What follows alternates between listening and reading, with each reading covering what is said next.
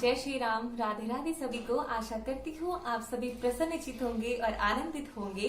तो आज चर्चा करने वाले हैं बृहस्पति देव के बारे में, जो हमारे जीवन को बहुत प्रभावित करते हैं अपने शुभ और अशुभ परिणामों से।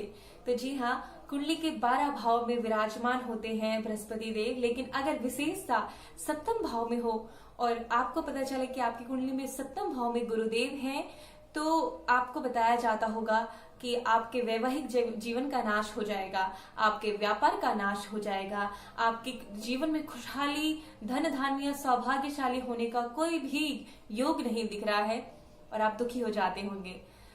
मैं आपको कह रही हूं कि आपको बिल्कुल भी दुखी होने की जरूरत नहीं होगी, क्योंकि आपको नहीं पता कि सिर्फ ये भाव, इस भाव के बिगड़ने से आपके बाकी बचे हुए कुंडली के 11 भाव बेकार नहीं हो जाते। और ग्रह स्थिति भी देखनी होती है आपके पूरे विश्लेषण के लिए। जी हाँ, अगर आपके सप्तम भाव में बृहस्पति देव विराजमान है, अगर वह स्व राशि के हैं, पीड़ित नहीं है और पाप ग्रहों से उन पर दृष्टि नहीं पड़ रही है, तो मैं बिल्कुल भी ऐसा नहीं कह सकती कि आपके जीवन अस्त व्यस्तता से आपका वैवाहिक जीवन खराब हो जाएगा, आपका करियर बर्बाद हो जाएगा।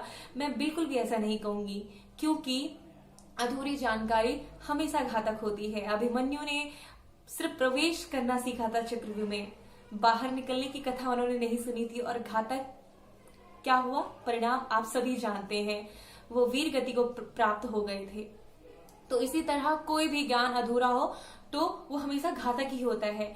जी हाँ, सप्तम में बृहस्पति देव उतने अच्छे परिणाम नहीं देते, लेकिन मैं आपको बता दूं कि बृहस्पति देव अकेले एक ऐसे ग्रह हैं जो अशुभ स्थिति होने पर भी, पाप ग्रहों के साथ होने पर भी, कभी भी जिस कुंडली में वो बैठते हैं, जिस भाव में भी, उस व्यक्ति का चाहते हैं कि वो कितना अच्छा कर सके। बुरे प्रभाव में होने पर भी वो अच्छा करना चाहते हैं। तो बृहस्पति देव तो ऐसे हैं, गुरु है, ठीक है। फिर उसके बाद अगर सप्तम भाव में है, अपनी राशि के होके बैठे हैं, अकेले बैठे हैं, बलवान होके बैठे हैं, मजबूत स्थिति में हैं, तो ऐसा व्यक्ति बहुत ही धार्मिक, दयालु, परोपकारी और गुणवान और ज्ञानवान व्यक्ति होता है।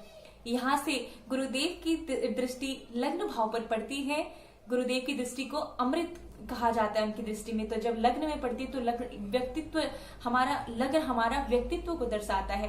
तो जब लग्न में पड़ती है तो लग्न में पड़ने से व्यक्ति बहुत ही दान पुण्य करने वाला, बहुत ज्ञानवान और बहुमुखी प्रतिभा वाला होता है। वो हर कार्य को कर सकता है, उसके पास बहुत सारी प्रतिभाएं आपको देखने को मिलेगी।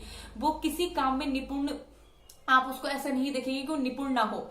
तो जी हाँ, अगर वहां आपकी दृष्टि पड़ती है गुरुदेव की और गुरु अच्छी स्थिति में है, आपकी कुंडली में मजबूत स्थिति में है, तो आपके सुखों का हमेशा, आपके सुखों में बढ़ोतरी होती रहेगी। दूसरी दृष्टि जब उनके लाभ स्थान में पड़ती है, हमारे 11वें भाव जहां से लाभ देखे जाते हैं कि कहां से आप धन अर्जित करेंगे, जब वहां पर गुरु की दृष्टि पड़ती है तो ऐसा व्यक्ति हमेशा धर्म के स्थानों से, धर्म के कार्यों से धन अर्जित करता है, खूब धन अर्जित करता है।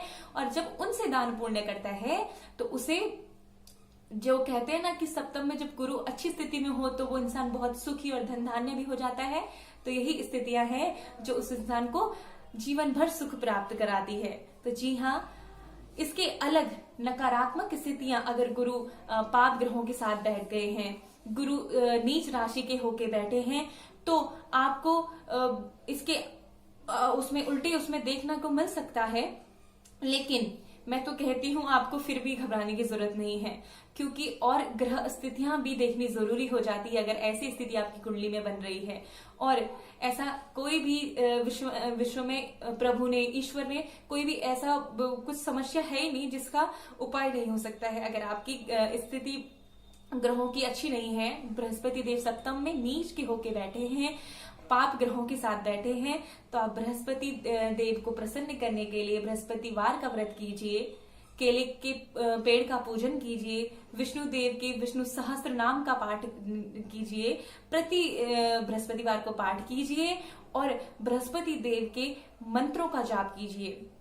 ओम ब्रह्म बृहस्पते नमः। इस तरह आप बृहस्पति देव के ऐसे भी कई मंत्र हैं, उनका जाप कीजिए, जिनसे आपकी जो बुरी स्थिति, बुरे योग कुंडली में बन रहे होंगे, उनको टाला जा सकता है। आप पूरी तरह से किसी चीज को बदल नहीं सकते, अपने प्रारब्ध को नहीं बदल सकते, लेकिन कुछ चीजें बहुत ज्यादा बिगड़ने से आवश्यक रोक सकते हैं।